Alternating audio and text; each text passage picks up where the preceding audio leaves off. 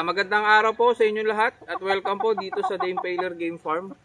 Kaya habang naghihintay po ako dun sa in-order ko, mag-share po muna ako sa inyo na sa naging experience ko sa mga palahi ko, lalong-lalo na yung mga early bird natin, no. Bali nagpalahi po ako ng mga early bird. Syempre nung mga weeks old pa lang po sila, healthy po sila. Tapos maganda po yung paglaki nila, masisigla sila. Kaya nag-ano na po ako, nagkumpiyansa na po ako na hindi ko na po i-vaccine. Kaya hinayaan ko na lang muna. Tapos nung nag-month old na, hanggang sa nag-1.5 na, doon na po nagsimula yung mga pailan-ilan na nagkakaroon ng sakit. Tapos hanggang sa wala na akong magawa kundi ikal na yung mga may sakit.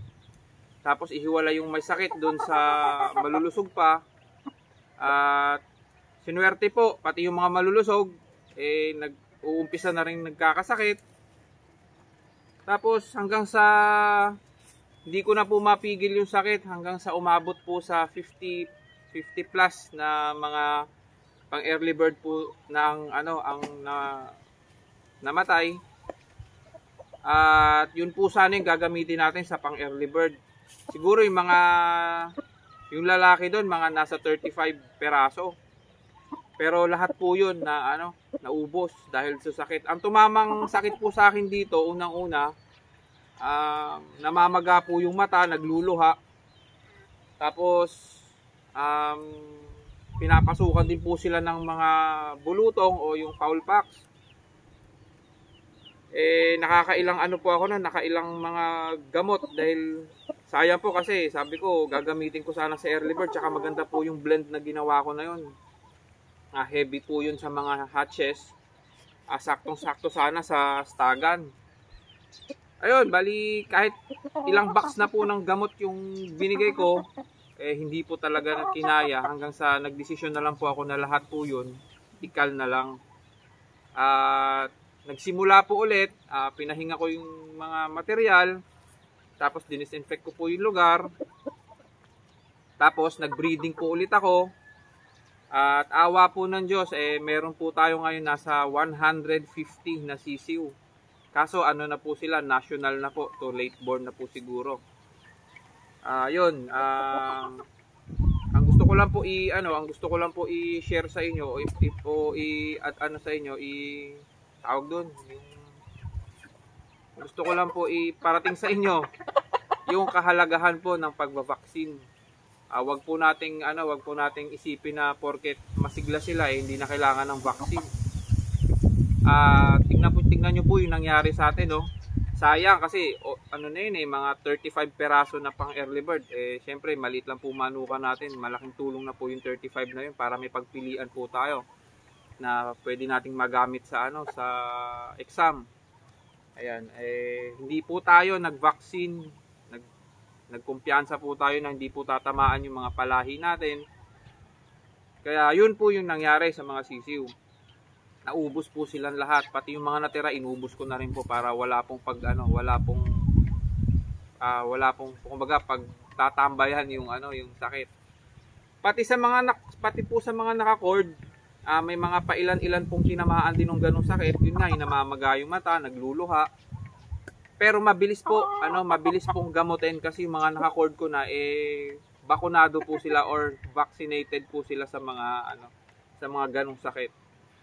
Ayan, bali napaka-importante po talaga na mag-vaccine po tayo. Ngayon yung 150 na pasisiw natin, inaano ko na po talaga na ma-vaccine sila. Bali mamaya aalis po ako, bibili po ako ng vaccine kasi may panibagong mga papisa po ako. Tapos may program na po tayo para sa vaccine para hindi na po masayang yung panahon at effort natin sa pag-aalaga ng sisiw, sayang po kasi talaga yung mga yun. Kahit ako talagang nanghihinayang doon sa mga palahi ko na yun kasi lamang doon ang mga mga Lemon 84, yung mga blue face. Yun, tapos yung mga grays ko doon, yung mga lemon, mga Duchalcy gray, Duchalcy lemon, nasama po doon sa mga tinamaan ng sakit. Pero ito ngayon, yung mga pasisyo natin ngayon, awa ng Diyos, malulusog po sila. Sana wag mabate. At baka tamaan din. Pero wag naman. Pero ito, bakunado na sila.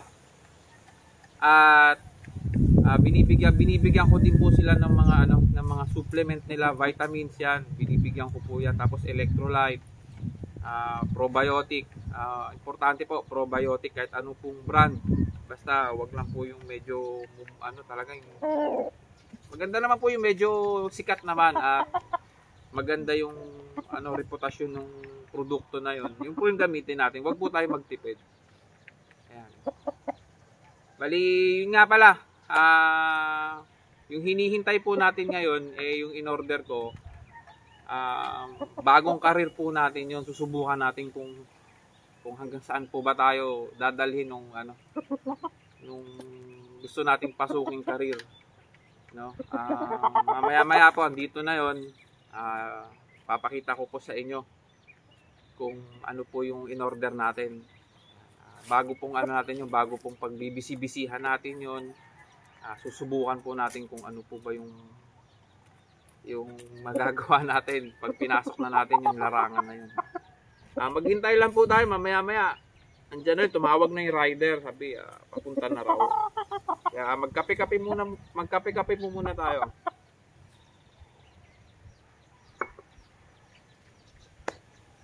Ten years later.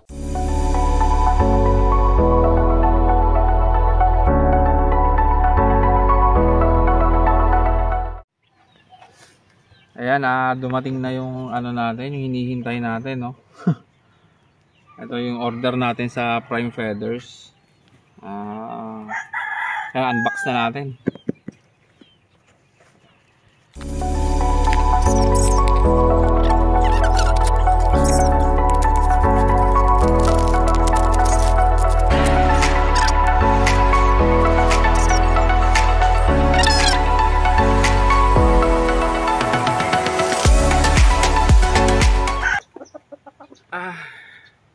Ayan, ito po,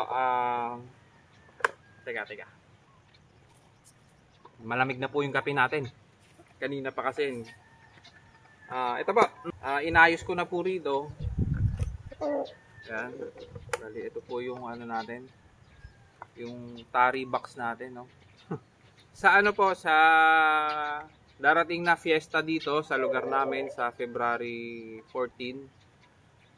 May susubukan po akong meron po ritong maliit na yung barangay lang po na exam. Susubok po ako ng isa at ako po ang magkakabit.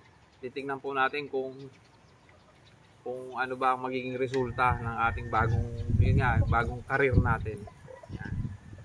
Bali, yun nga, in-order ko nga po pala ito sa Prime Feathers. Napakaganda po at pulido, maayos po yung pinadala nila sa atin. Shout out po sa Prime Feathers. Maraming salamat po. Sulit po yung paghihintay. Medyo natagalan po kasi alam naman po natin at naiintindihan naman po natin na marami po silang kliyente na mas nauna sa atin, kaya naghintay po tayo ng siguro mga isang buwan bago dumating to. Ayan. Napakaganda po ng pattern na nirecommend nila sa atin, kasi ako po wala po akong alam sa ganito. Ngayon lang po nagtanong-tanong lang ako, wala akong alam sa kung anong magandang pattern, anong magandang metal, anong magandang brand ba ng metal yung gagamitin. Wala po tayong alam dyan. Ngayon pa lang po ako magsisimula na mag-practice at mag-practice po. Ayan, bali papakita ko po sa inyo yung pattern na na napili natin. Ayan. Ito po. Ayan. Bali yung metal po na napili natin is Carnage Rainbow. Tapos ano lang po, ang midpoint lang po siya. Tapos 1 o'clock po yung setting nito. Ayan po yung pattern na napili natin. Simple lang po. Bali, 1 dosena po pala yung ano natin. 1 dosena po pala yung in order natin. Kasi sayang naman yung panahon na paghihintay kung kalahating dosena lang yung orderin natin. Kaya ginawa ko na po 1 dosena na. Pero bago dumating to, humingi na po ako sa kaibigan kong gapper ng mga luma niyang alam niyo na ito. Kasi hindi ko alam kung bawal kay Meta to, bawal kay White ito, hindi ko alam. Humingi ako sa kanya ng luma niyang toothpick. Ayan, toothpick. Doon ako nagpa-practice, inaabot ako minsan ng alas 4 ng madaling araw. Kung hindi ko napapansin, alas 4 ng madaling araw na pala. Ganun lang ako, sapin lang ako ng sapin, nagpa-practice lang ako ng magkabit. Medyo napupulsuhan na po natin, pero titingnan po natin kung kamusta yung patama. Ayan. Ito po yung aking munting tari box. Meron po akong dahil po kababalik lang natin, may gusto po akong i-share sa inyo na isang pair po ng material, no. Ito po ay pure na mga possum sweater. Isa po ito sa mga ginamit ko na brood bull stag. At ito rin po yung hen na ginamit ko. At medyo may mga pasisiw naman tayo at may extra naman tayong brood bull stag, yung kapatid. I-share ko na po. Bali yung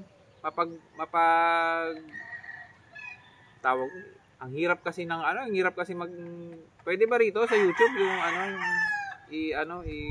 ibenta yung mapagbebentahan, yun na.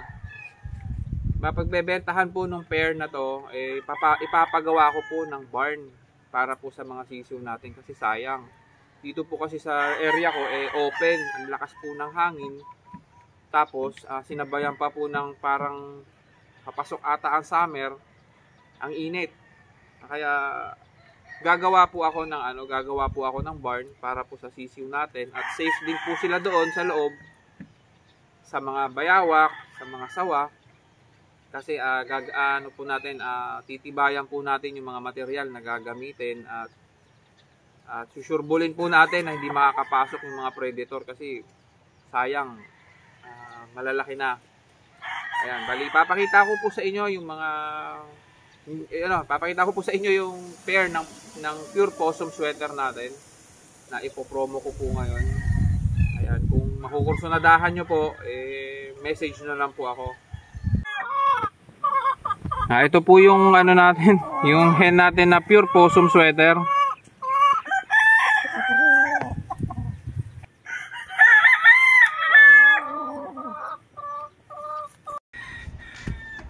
Ito naman po yung yung brood bull stag natin na pure possum sweater. High station po siya at maganda po yung bone structure nito.